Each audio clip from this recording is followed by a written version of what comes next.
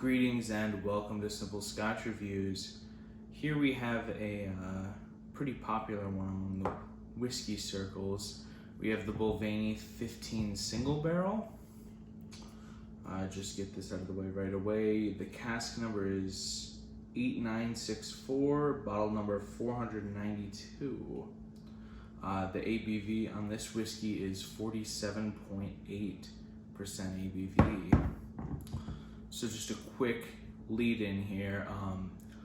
Balvenie single barrels, there's the 15 single barrel in sherry, and the 12 is first fill ex bourbon barrels.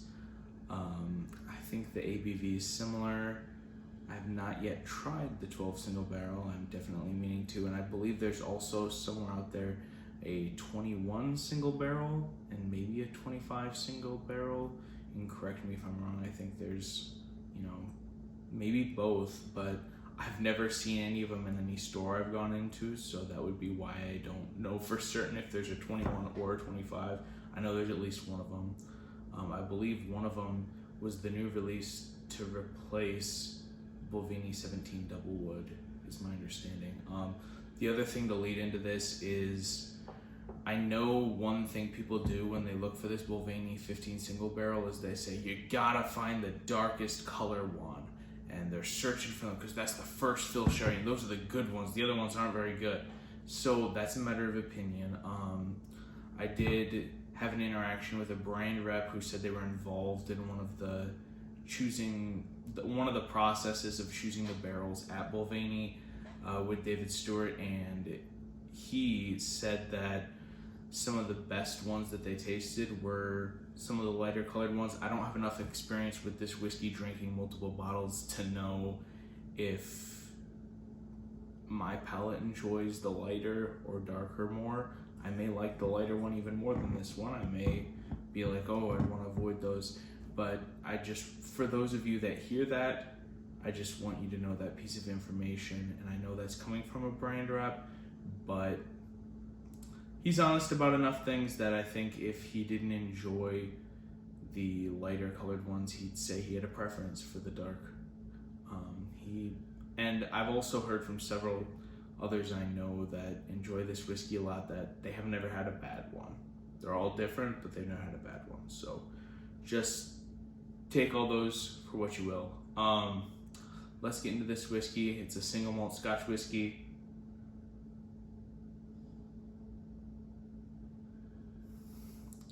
It is single barrel, so it's the one barrel rather than a blending of barrels within the distillery, like it's traditional single malt. I don't know why they chose the percentage ABV. That'd be an interesting question, because obviously they'd say it's cask strength if it's cask strength, and 15 years, unless they were labeling it 15 and it was really a much older Scotch, I'd be shocked if this were the actual ABV. So it's certainly not. So it's an interesting choice of ABV. I mean, it's truly one of those that's so not a normal mark, like 43, 40, 46 even. Like, it's such an odd one that it truly does give the feeling that, the master blender tasted it and this was what he thought was best.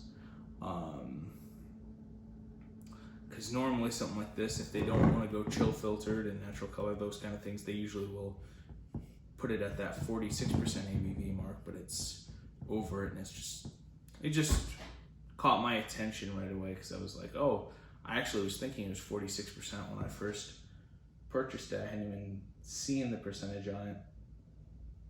All right, so to get into this whiskey, it's clearly got sherry influence. You can tell that before you even dive the nose into it. So on the nose, there's definitely some of those darker sherry type notes, like a leathery, musty note. Rich honey, but like a dark honey, like not your lightly flavored, just sweet honey syrupy. No, it's that dark, rich honey flavor. Definitely some mustiness in the leathery type sherry cask note. Do interestingly get cherry specifically as a fruit note. There's definitely fruit in this whiskey, in addition to those darker notes. Cherry's just, it's an interesting one because it's not commonly what fruit comes to mind when I'm getting fruit in a whiskey. Haven't had many that I get a specific cherry note in. Oddly enough, the one that comes to mind most recently was that Kirkland, I believe, the 20-year-old sherry cask finish. I got cherry in as well.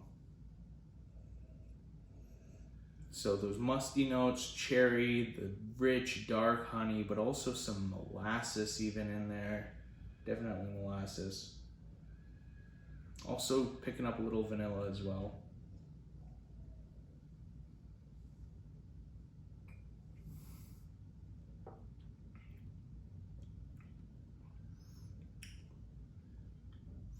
So I will say, on the palate, this whiskey's surprisingly, there's a surprising alcohol presence for 47.8%. I've had several whiskeys at higher proof that I've found smoother. I know people out there have a dislike of the word smooth. To me, and just if you haven't seen my other videos, if you watch it, to me smoothness is the lack of alcohol presence and alcohol burn. That's all it is to me.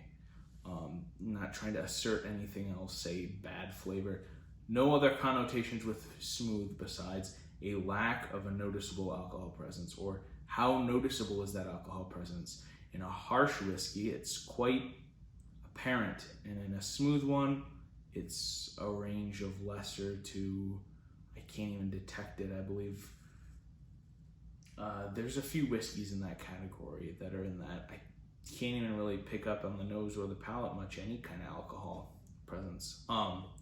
So let's get onto the palate again. That being said, like I said, you notice the alcohol more than some other 47% whiskeys, 48% whiskeys in there.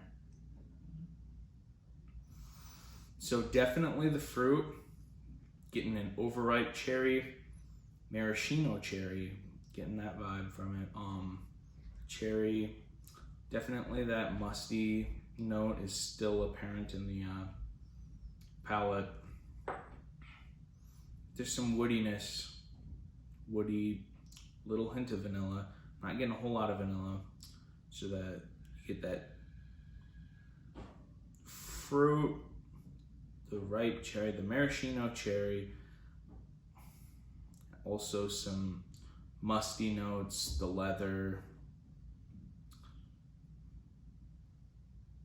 Not as sweet. I don't want to say it's super sweet, it's not. So it's not as sweet as I was kind of anticipating. Before I had tried this whiskey, I just anticipated that it was going to have a little more sweetness to it. So fruit, those musty notes, there's a woodiness to it, vanilla.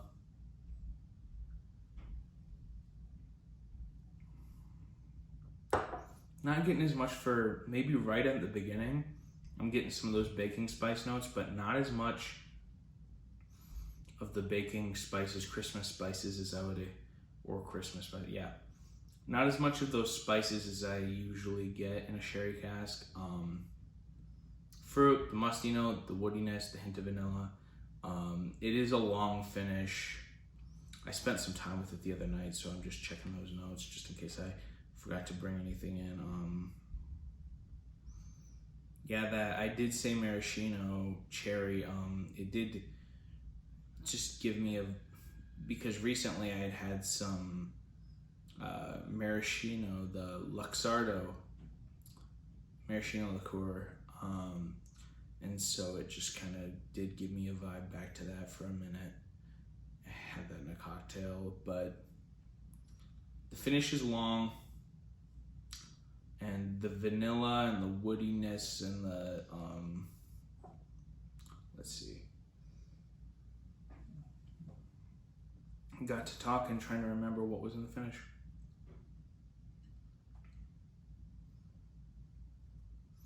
That woody note that I mentioned definitely lingers on in the long finish. The vanilla, that woody note. Fruit hangs around for a while.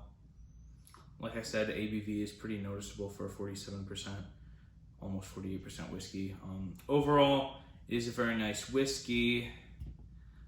The price on it, I'm not going to comment too much on this, not the specific price, because I've seen a wide range of prices. You're probably going to expect to pay over $100 for this bottle. But how much over, that's a range. But for the price, the value is not necessarily there. It's a great whiskey, but trying to think where I'd rank it among other whiskeys. I mean, Glendronach makes some great whiskey, and it is on par with those, so price isn't too out of line. I take that back. But I'd say personally, if I'm going to be spending that much on a bottle of whiskey, there's probably a couple others I'd reach for. Even in that similar profile sherry cask whiskey, in some areas, its price is darn near the Glendronach 18, and in that case, I would lean with Glendronach 18. But if you're getting it close to $50 less than Glendronach 18, then yeah, this is in play for sure. It's higher than Glendronach 15.